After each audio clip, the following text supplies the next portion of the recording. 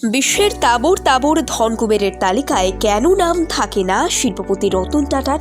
তার সম্পত্তির পরিমাণ দেখলে চমকে উঠতে হয়, তবুও টাটার নাম থাকে না ফোর্বসের প্রথম সারির তালিকায়। আসল কারণ জানলে অবাক হবেন আপনিও। পৃথিবীর সবচেয়ে ধনী ব্যক্তি কারা তা আমরা জানতে পারি ফোর্বসের তৈরি করা একটি তালিকা থেকে।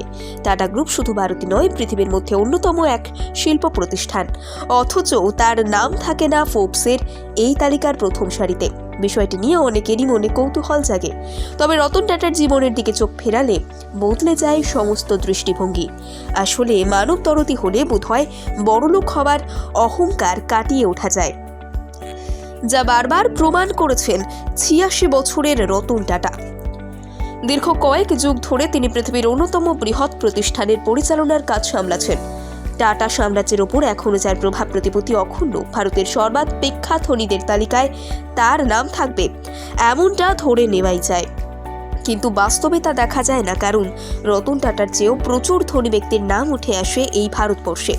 এর কারণ টাটা ট্রাস্টের মাধ্যমে মানব কল্যাণের ব্যয় করার কারণে লাভের বিশাল অঙ্কের টাকা খরচ হয়ে যায় ভারত তথা বিশ্বের বৃহত্তম প্রতিষ্ঠান টাটা গ্রুপ। কিন্তু টাটা সন্সের আয়ের প্রায় ৬৬% সরাসরি যায় জনকল্যাণ কাজের খাতে।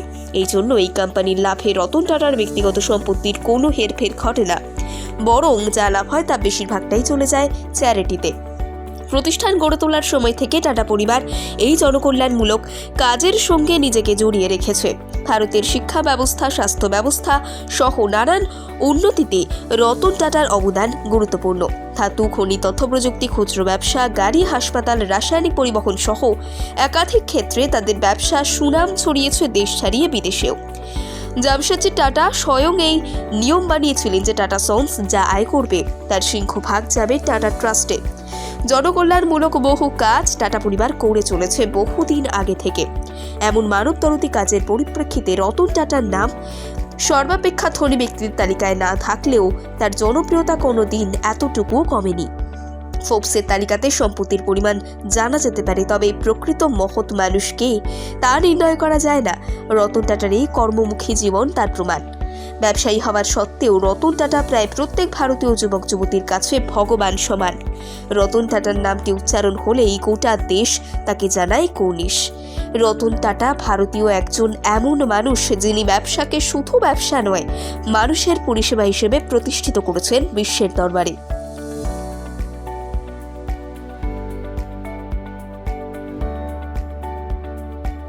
বিশ্বের তাবড় তাবড় ধন কুবেরের তালিকায় কেন নাম থাকে না শিল্পপতি রতন টাটার?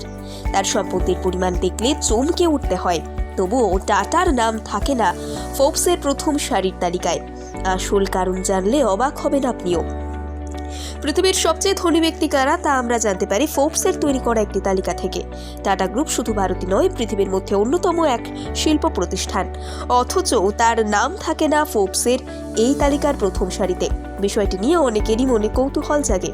তবে রতন টাটার জীবনের দিকে চোখ ফেরালে বদলে যায় সমস্ত দৃষ্টিভঙ্গি।